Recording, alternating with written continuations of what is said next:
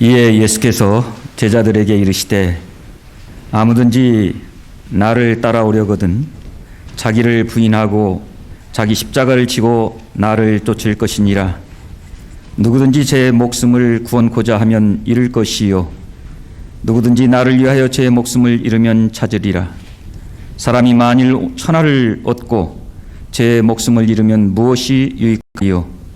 사람이 무엇을 주고 제 목숨을 바꾸겠느냐? 인자가 아버지의 영광으로 그 천사들과 함께 오리니 그때 각 사람의 행한 대로 갚으리라.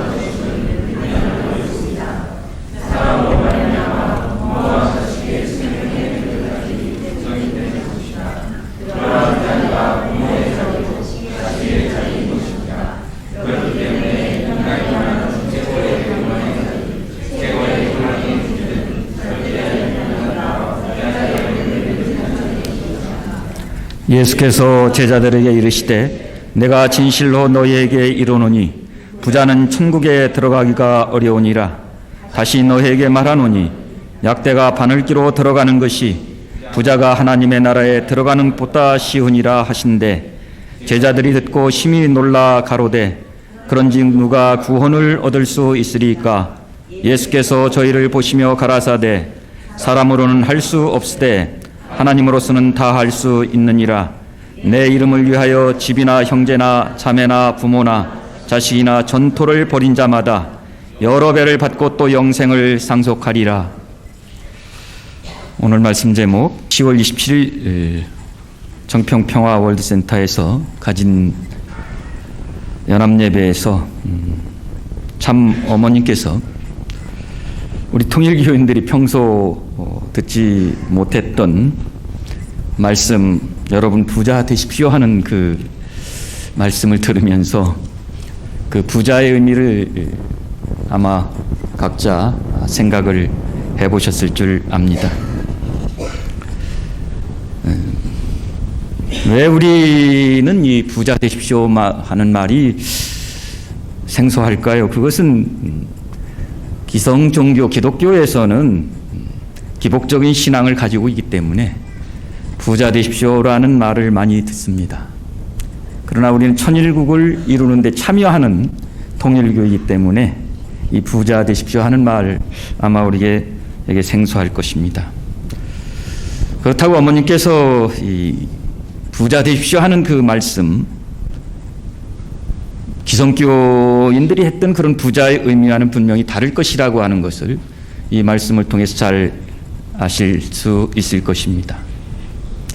많은 사람을 아버님 앞에 인도해서 또 많은 사람에게 말씀을 통해서 그를 구원하는 일이 곧 부자라고 하는 그런 말씀을 하셨습니다. 어느 경제 전문가가 말하기를 한국인이 부자라고 할 수 있는 기준이 어느 정도냐? 부동산과 동산을 합해서 한 40억쯤 있어야 되고 현금에 통장에 현금 한 10억쯤은 잔고가 있어야 부자라고 할 수 있다. 뭐 이런 글을 쓴 것을 보았습니다. 이런 기준에서 본다면 우리 선문대학교 식구 가운데는 부자 소리 들을 수 있는 분이 있을까 그런 생각을 해보게 됩니다. 그러나 그런 부자는 없지만 부자 되고자 하는 그 욕망은 누구나 다 가지고 있을 것입니다. 저도 역시 마찬가지입니다. 부자가 되고 싶습니다. 우리 통일교 식구들도 참어머님 말씀처럼 부자가 되어야 합니다. 그런데 제가 말하고자 하는 부자는 오늘 세상 사람들이 말하는 돈만 많이 가진 그런 사람을 말하는 것은 아닙니다.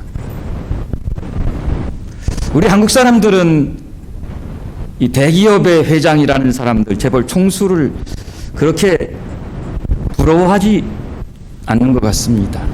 참 부러워하기는 하지만은 존경하는 것 같지는 않습니다. 왜냐하면 우리나라 대기업 회장이라는 사람들 걸핏하면 탈세, 배임, 횡령 등으로 감옥에 드나드는 그러한 모습들을 우리가 보았지 않습니까? 이건희 회장, 또 정몽구 회장, 김승현 회장, 참 감옥 자주 드나들잖아요. 뭔가 이 부정에 의한 재산 축적이 있었다고 하는 것을 말해주는 겁니다. 하나님께서는 또 우리 원리를 아는 사람들은 이러한 사람들을 보면서 진정한 부자라고 할 수 없을 것입니다. 물론 돈이 많다고 악한 것은 아닙니다. 문제는 그 돈을 어떻게 쓰느냐에 달려있는 것이지요. 어제 천안교회 기공식이 있었습니다. 아시는 바와 마찬가지로 천안교회가 세워지는 그 대지는 바로 박헌식 장로라고는 한 분의 헌금에 의해서 그 대지가 마련되었습니다. 10억의 대지를 사고 또 길을 뚫는 데 드는 1억의 비용 11억 원을 헌금해서 그 대지가 마련된 것입니다. 이 박헌식 사장님, 제가 캐나다에서 가까이 이제 지내면서 같이 생활도 해보고 또 같이 대화도 나눠보았습니다만, 그렇게 많은 돈을 여기저기 기부하시면서도 참 생활이 검소하고 소박하십니다. 이를테면은 그 아파트를 이제 구입하고 가구를 들여놓는데 그 조립식 가구를 파는 그 이케아라고 하는 곳이 있는데 거기 가서 전부 사다가 손수 조립을 하십니다.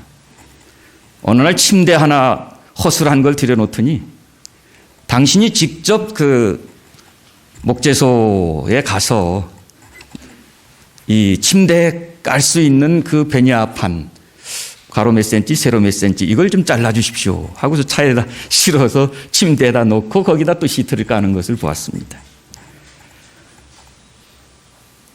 또 옷을 살 때도 보면은 아주 싸고 실용적인 이런 옷을 사시는 것을 또 보았습니다. 그런데 교회와 나라를 위해서는 막대한 헌금을 하셨어요. 나라를 위해서는 우리나라 장애인 농구단에 그 휠체어 있지 않습니까? 그게 상당히 비싸대요. 그걸 전부 다 수십 대를 기증도 하시고 이렇게 하시는 분이었습니다. 또 우리 교회도 역시 선교사들을 지원하고 또 어려운 사람, 어려운 목회자를 지원하고 하셨습니다. 자, 진정한 부자는 이런 사람들이 아닐까요? 벌어서 뜻있게 의미 있게 사람들이 진정한 부자일 것입니다.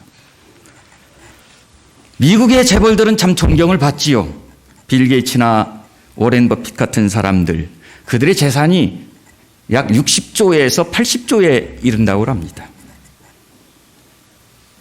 그런데 그들 재산 가운데 몇 년 전에 빌 게이츠도 그렇고 워렌 버핏도 그렇고 약 30조, 40조, 340억 달러 이런 돈을 아낌없이 자선단체에 기부하는 것을 보았습니다. 그들은 그들 자신이 만든 그 재산을 자기 것으로 보지 않는 것입니다. 하나님께서 잠시 나에게 관리하라고 위탁한 돈이기 때문에 그 돈을 아낌없이 사회에다가 기증하는 것입니다. 그런 생각을 가졌기 때문에 자식들에게 상속도 하지 않습니다. 그들은 대부분 다 사회에 기부를 하는 것입니다. 그러나 한국 사람들, 소위 재벌이라고 하는 사람들, 돈이 있는 사람들, 참 기부에 인색하지요. 이제 어떤 사건이 터져서 감옥에 가기 전에는 내가 재산을 사회에 환원하겠다, 이렇게 하는 경우를 우리가 많이 보지 않습니까? 그건 진정한 재물에 대한 의미와 부자에 대한 의미를 모르기 때문입니다. 한국 사람들은 부자의 첫째 조건을 돈이라고 생각합니다.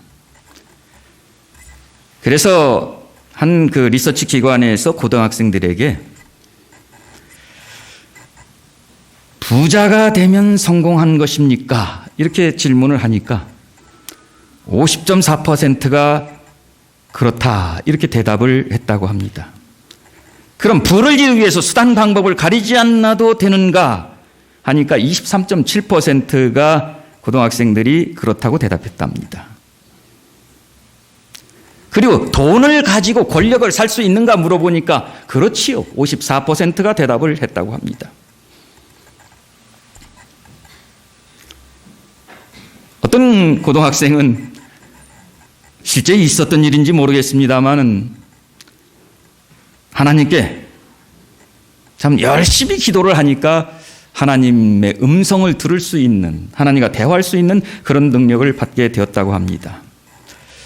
기도 중에 하나님, 제가 꼭 필요하니까 좀 저에게 10억 원만 주십시오. 이렇게 기도하니까 그 고등학생의 간절한 기도를 들어서 하나님께서는 그러면 내가 너에게 10억 원을 줄 테니까 1년만 감옥 갈 수 있겠느냐 하니까 물론이죠. 이렇게 대답했다고 합니다.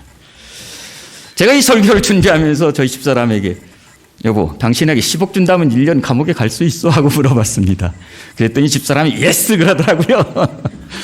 아마 그동안 빚에 시달려갖고 어려움을 당했었던 것 같습니다.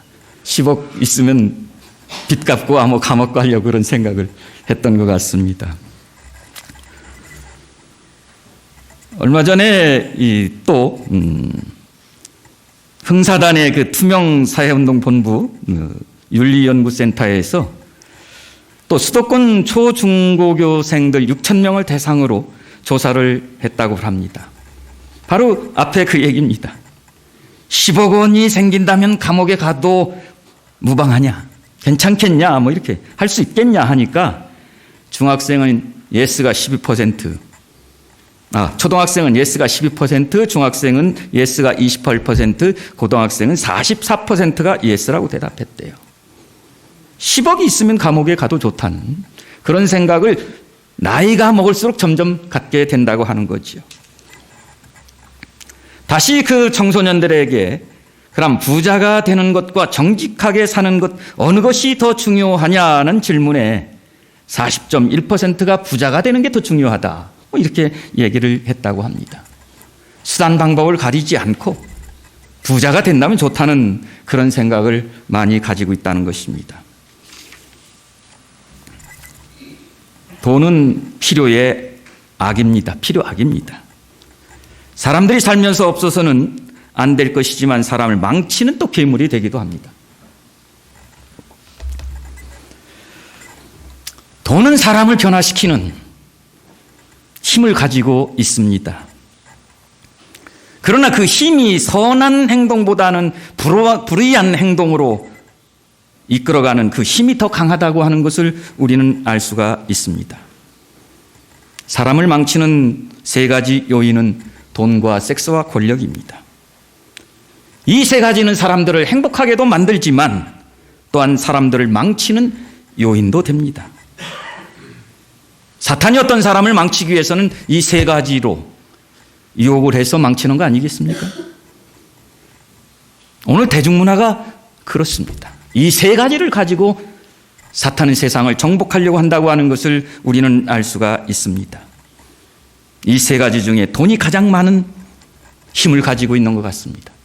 사람을 살리기도 하고 사람을 죽이기도 합니다. 그런데 결국 돈이라고 하는 것은 사람을 망치는 길로 더 사람을 이끌어 간다고 하는 것을 알 수가 있습니다. 성서에도 바울이 그런 얘기를 하고 있습니다. 디모데전서 6장 9절에 보면 부자가 되려고 하는 사람은 시험과 함정에 빠지고 사람을 파멸시키는 여러 가지 어리석고 해로운 욕망에 떨어지게 됩니다. 돈을 사랑하는 것이 온갖 악의 뿌리가 됩니다.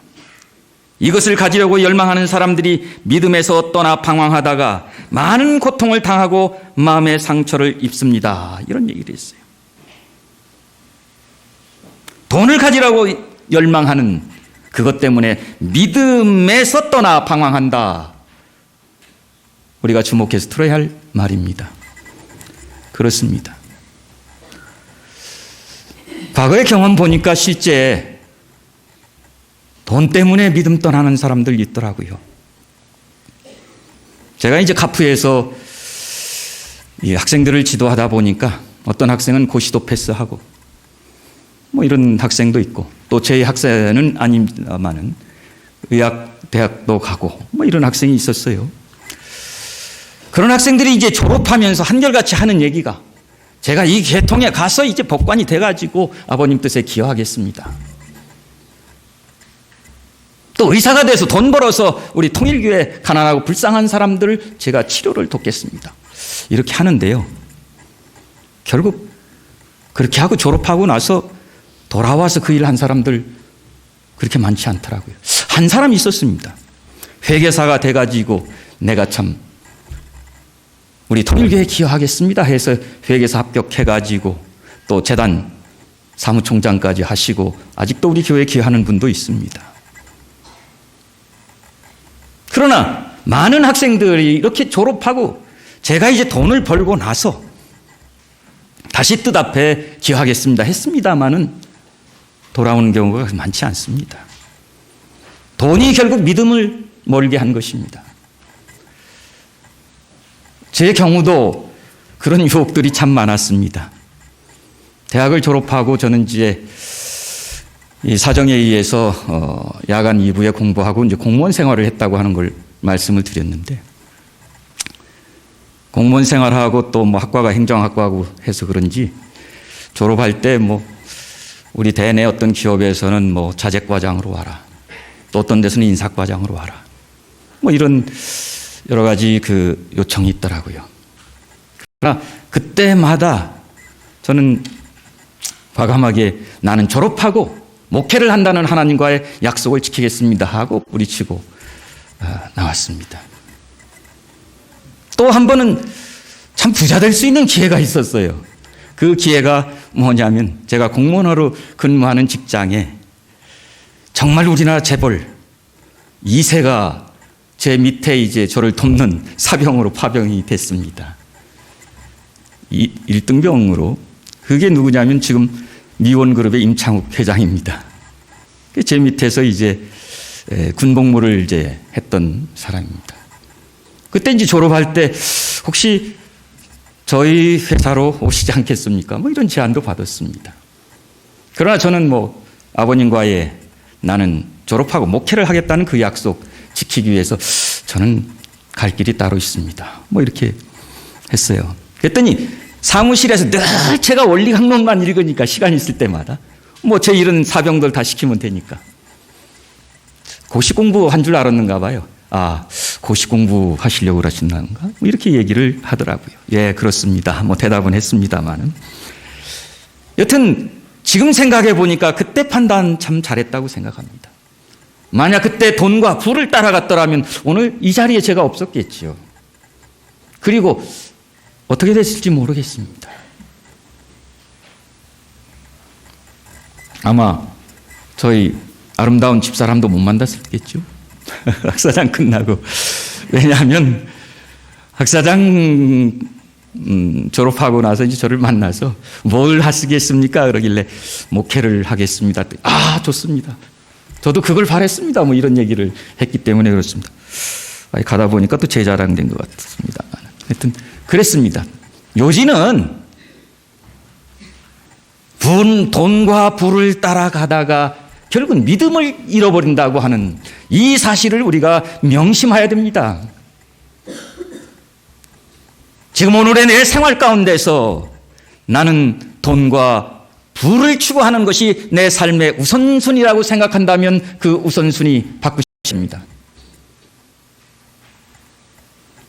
내 삶의 우선순위는 어머님의 말씀처럼 인류를 구원하는 일, 이 땅의 평화의 세계를 이루는 그것이 나의 삶의 우선순위요, 내 삶의 첫째 목적이 돼야 됩니다.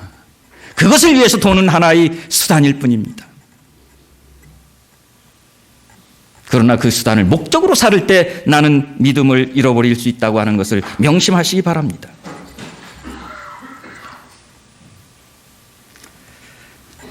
부자가 하나님에 들어가는 것은 낙타가 바늘기 들어가는 것보다 어렵다. 참 우리 많이 들었던 얘기입니다.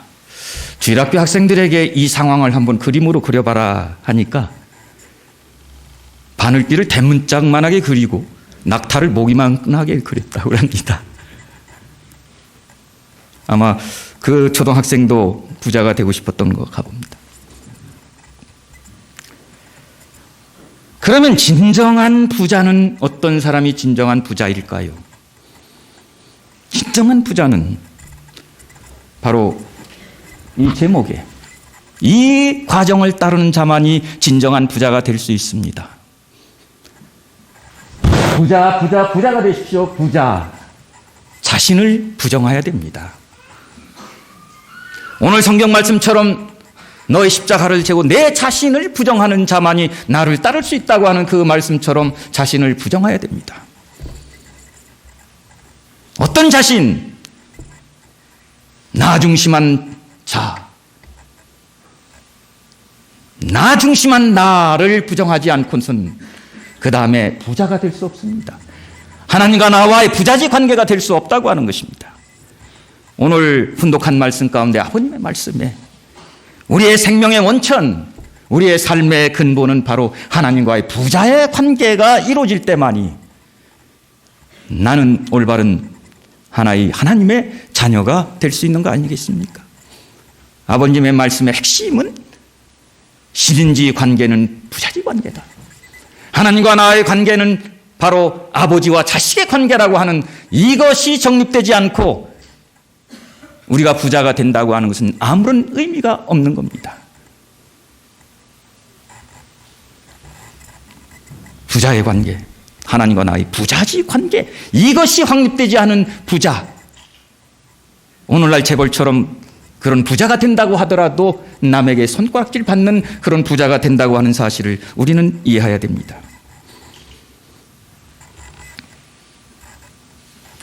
그럴 때 진정한 부자, 물질적인 축복을 받는 그런 부자가 될 수 있다고 하는 것, 우리 삶 속에 명심하셔야 됩니다. 먼저 자신을 부정하는 부자, 하나님과 나의 부자지 관계, 진정한 하나님으로부터 축복받는 부자가 될 수 있다고 하는 이 사실을 우리 통일교인들은 명심해야 된다고 하는 것입니다. 성경에도 그랬습니다. 부자가 되려고, 디모데전서입니다. 부자가 되려고 애쓰고 돈을 사랑하는 사람이 되지 말고 하나님의 사람이 되어 의와 경건과 믿음과 사랑과 인내와 온유함을 추구하라. 교만하거나 없어질 재물에 희망을 두지 말고 오직 하나님께 희망을 두라고 했습니다. 그러면 성경에 우리에게 모든 것을 넘치게 주시리라고 말씀했습니다. 재물에 희망을 두지 말고 하나님께 희망을 두는 자만이 모든 것을 하나님께서 넘치게 주신다고 하는 이 말씀, 다시 한번 오늘 이 시대에 우리가 새겨야 할 말씀이라고 봅니다. 원리적으로 본다면 어떤 사람이 부자일까요? 하나님을 모신 사람이 부자입니다. 하나님과 심정 일체된 사람이 부자입니다. 3대 축복을 완성한 사람이 부자입니다. 제1축복은 하나님과 일체된 사람을 말하는 것이고, 제2축복은 가정을 중심하고 4대 심정권을 완성한 사람이고, 제3축복은 물질 세계를 주관할 수 있는 사람이 될 때 진정한 부자인 겁니다. 바로 이겁니다. 자신을 부정해서 진정으로 제1축복을 완성하기 위해서는 자신을 부정해야 되는 겁니다.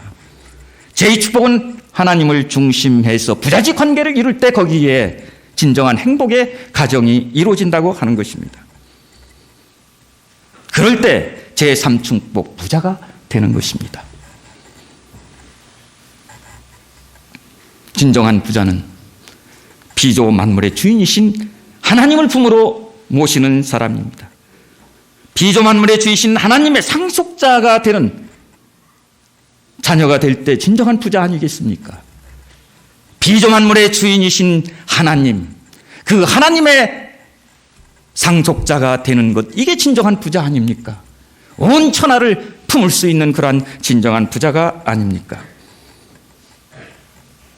하나님은 돈의 하나님이 아니십니다. 사랑의 하나님이십니다.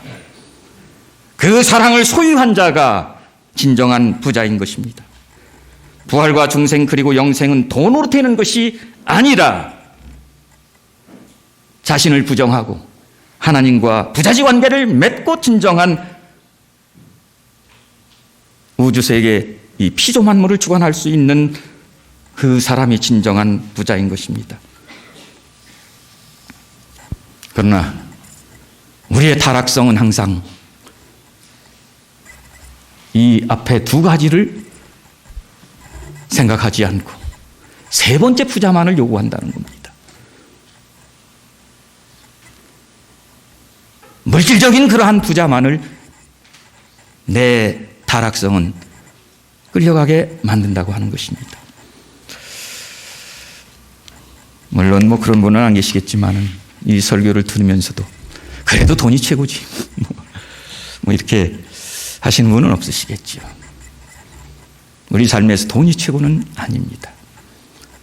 진정한 부자는 지금 이 자리에서 정말 만족할 수 있는 사람, 지금 이 자리에서 하나님의 사랑으로 기쁨과 행복을 누리는 자가 진정한 부자가 아니겠습니까?